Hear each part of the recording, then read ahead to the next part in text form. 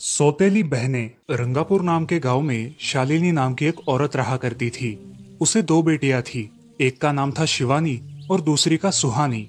शिवानी जब छोटी थी तब उसकी माँ गुजर गई थी, जिसके कारण उसके पिता रघु ने दूसरी शादी कर ली। मगर उनका भी कुछ सालों में बीमारी की वजह से देहांत हो गया और इसी वजह से शिवानी के मन में उसकी माँ और बहन के प्रति प्रेम उत्पन्न नहीं हो पाया। शिवानी और सुहानी में हमेशा झगड़ा हुआ करता था। दोनों भी बहनें एक दूसरे से कभी प्यार से बात नहीं करती थी। शालिनी ये सब देख बड़ी चिंता में रहा करती थी। ऐसे ही एक दिन, शिवानी सुहानी, चलो आ जाओ, खाना खा लो। हाँ माँ, आई। हाँ माँ, मैं भी आई। ऐसा कहकर दोनों बेटियां वहां आ जाती है और देखती है तो उनकी माँ ने उन दोनों के लिए गाजर का हलवा बनाया था। वो देख सुहानी और शिवानी बहुत खुश हो जाती है। माँ, तुमने ये हलवा मेरे लिए बनाया है? मुझे बहुत पसंद है। मुझे पता है कि मेरी दोनों बेटियों को हलवा कितना पसंद है, इसीलिए तो मैंने तुम दोनों के लिए हलवा बनाया है। और मेरे लिए माँ? अरे हाँ बेटी, मैंने तुम्हारे लिए भी बनाया है। चलो अब जल्दी से खा लो, तुम दोनों को कॉलेज भी तो जाना है ना। जी माँ, मैं ये कटोरी ले लूँ? मुझे जल्दी पहुँचना है कॉलेज में। हाँ ले लो। और सुहानी, तुम ये वाली कटोरी ले लो। जी माँ। दोनों भी हलवा खाती है और एक दूसरे की ओर बहुत गुस्से से देखकर वहां से चली जाती है। वो दोनों भी कॉलेज में एक साथ पढ़ा करती थी। फर्क सिर्फ इतना था कि शिवानी 3rd ईयर में थी और सुहानी 1st ईयर में। उन दोनों में 2 साल का अंतर था। फिर भी दोनों में हमेशा नोकझोंक हुआ करती थी, जैसे कि वो दोनों एक दूसरे की दुश्मन हो। ऐसे ही एक दिन, दीदी, मेरे कॉलेज की ट्रिप जाने वाली है। तुम्हारी भी ट्रिप जाने वाली है क्या? हाँ, मेरी भी जाने वाली है, मगर मेरा जाने का मन नहीं है। क्यों दीदी? क्योंकि वहाँ पे तुम हो। मुझे भी कोई शौक नहीं है तुम्हारे साथ आने का। मैंने ऐसे ही पूछ लिया। मैं जा रही हूँ। शिवानी और सुहानी एक दूसरे की ओर मुंह फेरकर वहां से चली जाती है। अगले दिन दोनों भी कॉलेज में जाती है। तब उनके टीचर उनसे पूछते हैं, शिवानी, तुम कॉलेज की ट्रिप में आने वाली हो? जी सर, मैं आने वाली हूँ।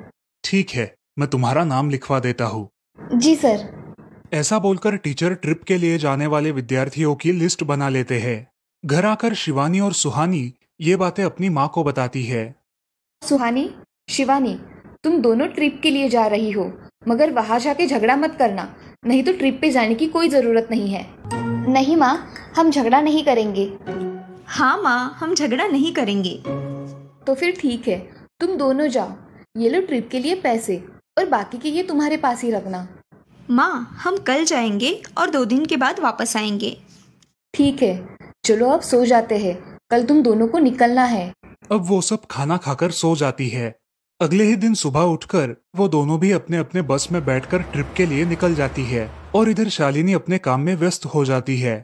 ऐसे ही कुछ देर बाद शालिनी को शिवानी का फोन आता है। माँ, हम दोनों यहाँ ट्रिप की जगह पहुँच गए हैं। अच्छा बेटी, तुम दोनों ठीक हो ना? हाँ माँ, मैं रखती हूँ, हमें यहाँ अलग अलग स्पॉट देखने जाना है। ठीक है, और जब वक्त मिले तब फोन कर देना। हाँ माँ, अपना और सुहानी का ख्याल रखना। हाँ माँ। फोन रखने के बाद शिवानी और उसके क्लास के सारे दोस्त वहाँ की एक जगह देखने जाते हैं। सुहानी भी उसके क्लास के साथ एक दूसरी जगह देखने निकल जाती है। सारे बच्चे एक साथ घूमकर वापस आते हैं।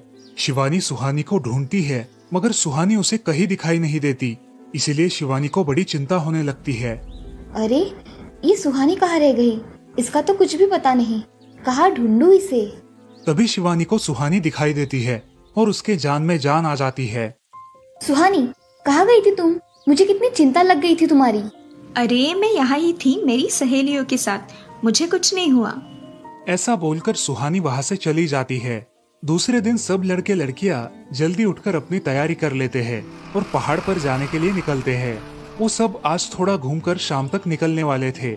सब विद्यार्थी एक हिल स्टेशन देखने चले जाते हैं। शाम होने तक उस पहाड़ी का मजा उठाते हैं, लेकिन सुहानी बिना किसी को बताए उस पहाड़ी के एक अनजान हिस्से में चली जाती है। वहाँ का मनमोहक दृश्य देखते देखते गलती से उसका पैर फिसल जाता है और वो वहाँ से नीचे गिर जाती है। शाम हो जाने के कारण सभी विद्यार्थी वहाँ से निकलने लगते हैं और यहाँ सुहानी एक पेड़ के सहारे उस पहाड़ी की चोटी पर लटकी रहती है। शिवानी सभी विद्यार्थियों में अपनी बहन को ढूंढती है, लेकिन वो उसे कहीं नहीं मिलती। सुहानी को ढूंढते ढूंढते शिवानी वापस उसी पहाड़ी के पास आती है और उसे आवाज लगाती है। सुहानी, सुहानी कहाँ हो तुम? दीदी मैं यहाँ हूँ, बचाओ मुझे, मैं यहाँ हूँ। सुहानी की आवाज की ओर जाते ही उसे पता चलता है कि सुहानी पहाड़ी पर लटकी है। ये सब देखकर शिवानी बहुत घबरा जाती है। शिवानी अपनी पूरी ताकत लगाकर उसे ऊपर खींच लेती है। तुम यहाँ क्यों आई थी? अगर तुम्हें कुछ हो जाता तो मैं क्या करती? माँ को क्या जवाब देती? दीदी मेरा पैर फिसल कर मैं वहाँ गिर गई। मैंने बहुत आवाज दी मगर मेरी आवाज किसी ने नहीं सुनी। तुम ढूंढती हुई आई और मुझे बचा लिया। तुम दुनिया की बेस्ट दीदी हो। हाँ सुहानी, चलो अब घर जाने के लिए देर हो जाएगी, बस निकल जाएगी। सुहानी को ऊपर खींचते वक्त शिवानी के हाथ पर बहुत सारे जख्म हो गए थे, इसीलिए सुहानी अपनी ओढ़नी फाड़कर उसके हाथ पे बांध देती है और अब वो दोनों बस के पास चले जाते हैं। क्या हुआ है शिवानी, हाथ से खून बह रहा है तुम्हारे? कुछ नहीं सर, मैं वहाँ पे गिर गई थी, अब मैं ठीक हूँ। टीचर और सारे छात्र गाड़ी में बैठकर घर जाने के लिए निकलते हैं। घर आने के बाद शिवानी सारी हकीकत अपनी माँ को बताती है और वो सब सुनकर माँ दोनों को गले लगाकर रोने लगती है। तुम दोनों एक दूसरे के साथ होते हो इसीलिए मुझे कोई टेंशन नहीं रहता, मगर मेरी बच्चियों खुद का भी ख्याल रखा करो। उस दिन के बाद दोनों सौतेली बहनों ने अपने बीच की सब नोकझोंक बंद कर दी और हंसी खुशी सगी बहनों की तरह रहने लगी।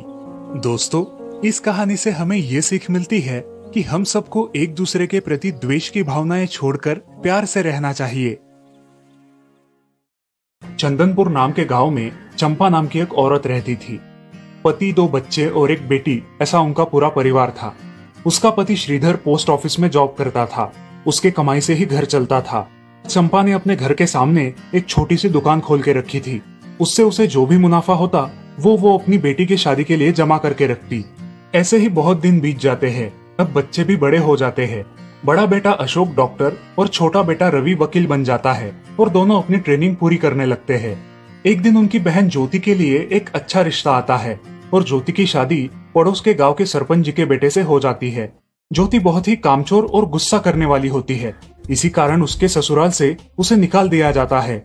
वो अपने पति को लेकर अपने मायके रहने आती है। अब चंपा का जमाई दुकान चलाता है और चंपा और ज्योति आराम से वहाँ रहती है। अरे ज्योति, जरा अपने कामचोर पति को कुछ काम करना क्यों नहीं सिखाती हो? कुछ काम का नहीं है वो। अरे हाँ माँ, उनके पिताजी ने तो उन्हें ही घर से निकाल दिया और हमारे माथे मर दिया।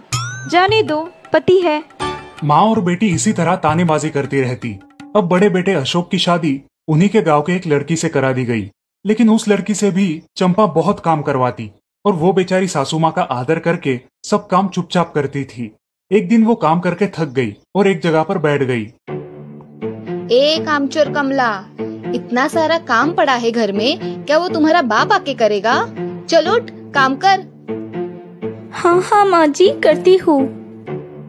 ऐसा कह के कमला अपने काम पर लग जाती है और सारा काम खत्म कर देती है। चंपा अपने बेटे अशोक से घर आने के बाद चुगलियां किया करती थी। अशोक घर आकर कमला को बहुत भला बुरा कहता और कभी कभी तो उस पर हाथ भी उठाया करता था। ये सब रवि देखा करता था और रवि को बहुत बुरा लगता था। अशोक मारने आता तो रवि बीच में पड़ जाता और माँ बाप को डांटता था और वही झगड़ा खत्म हो जाता था। ऐसा बहुत दिन चलता रहा। रवि को रंजना नाम की एक लड़की बहुत पसंद थी, जो कि एक न्यूज रिपोर्टर थी। क्या तुम मुझसे शादी करोगी? मुझे तुम बहुत पसंद हो। हाँ, मगर रवि, तुम्हारे घर में तुम्हारी माँ का बर्ताव मुझे बिल्कुल पसंद नहीं है, इसीलिए पहले तुम इसका कोई हल निकालो।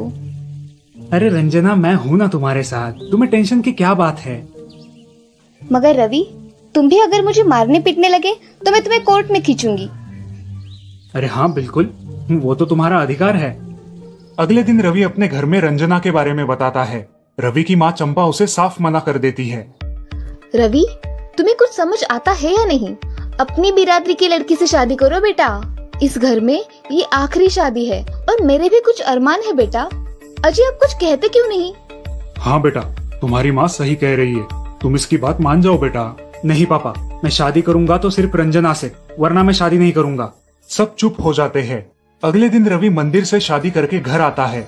सब अचरज से रवि की ओर देखते हैं और चुपचाप अपने कमरे में चले जाते हैं। कमला उन दोनों का स्वागत करती है और वो दोनों अपने कमरे में जाते हैं। कैसे लगा मेरा घर? अच्छा है, मगर सब मिलजुल के रहे तो और भी अच्छा होगा। रंजना, तुम्हें मेरी माँ को सबक सिखाना होगा, तभी घर के सारे सदस्य ठीक हो जाएंगे। ठीक है रवि, जैसा तुम चाहो। अगले दिन रंजना अपने घर के मंदिर में पूजा करने जाती है।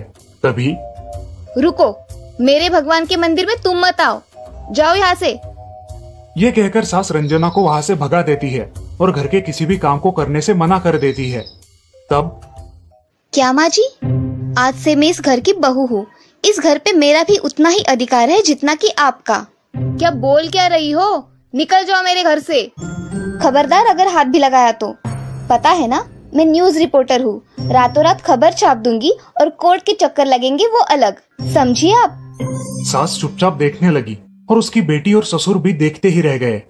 रंजना ने कमला से कहा, दीदी मुझे आपसे काम है, आप मेरे कमरे में आइए। और हाँ, आज से खाना ज्योति दीदी आप बनाएंगी। अरे माँ, तुम कुछ बोल क्यों नहीं रही हो? ये मुझे काम करने को बोल रही है। अजय सुनते हो? चलो मेरी मदद करो। हाँ आता हूँ। ज्योति किचन का काम करने चली गई और सास बाहर का काम करने लगी। रंजना कमला को लेकर अपने कमरे में गई और उससे कहा, कमला दीदी, आप कुछ कहते क्यों नहीं? आप चुपचाप सह लेती हो, उसका ये नतीजा है। अब देखो दीदी कैसे काम कर रही है। आप कुछ काम करती थी क्या शादी के पहले? नहीं रंजना, मगर अब घर से ही अपना खुद का कुछ व्यवसाय शुरू करने का सोच रही हूँ। बहुत अच्छे दीदी, अब आप किसी से मत डरिए, हम हैं आपके साथ। सच में किसी के साथ होने का कितना महत्व होता है। अब उसकी सासू माँ ही घर के सारे काम करने लगी थी और ज्योति को काम करवाने की वजह से ज्योति भी अपने ससुराल जाने की सोच रही थी। अजी, यहाँ तो काम वाली से भी ज्यादा बुरी हालत हमारी हो गई है। चलो हम हमारे घर चलते हैं, सब है हमारे यहाँ। अरे रे, आप कहाँ चली? अभी भी काम बाकी है। ज्योति का पति रंजना से धन्यवाद कहता है और ज्योति को लेकर अपने घर चला जाता है। अब सासू माँ एक दिन पूरा काम करके इतना थक जाती है कि उसके बदन में बहुत दर्द होने लगता है। तब दोनों बहू सास के पास चली आती है और एक बहू सास के पैर दबाती है तो दूसरी बहू सर दबाती है। सासू माँ उठकर रोने लगती है। मुझे माफ कर दो मेरी बेटियों, अब से कभी ये गलती नहीं होगी। सास को उसके किए पर पछतावा होता है और ये देखकर घर के सभी सदस्य बहुत खुश हो जाते हैं। रवि और रंजना भी बहुत खुश होते हैं। वाह बहू, जो आज तक नहीं हुआ वो तुमने करके दिखाया। बहू हो तो ऐसी। रंजना अपने बर्ताव के बदले माफी मांगती है और अब सब लोग खुशी खुशी रहने लगते हैं। तो दोस्तों, इस कहानी से हमें ये सीख मिलती है कि हम सब मिलके परिवार बनता है और हम सब परिवार का महत्वपूर्ण अंग होते हैं। परिवार के काम मिल बांट कर करना ये हमारी वैयक्तिक जिम्मेदारी है।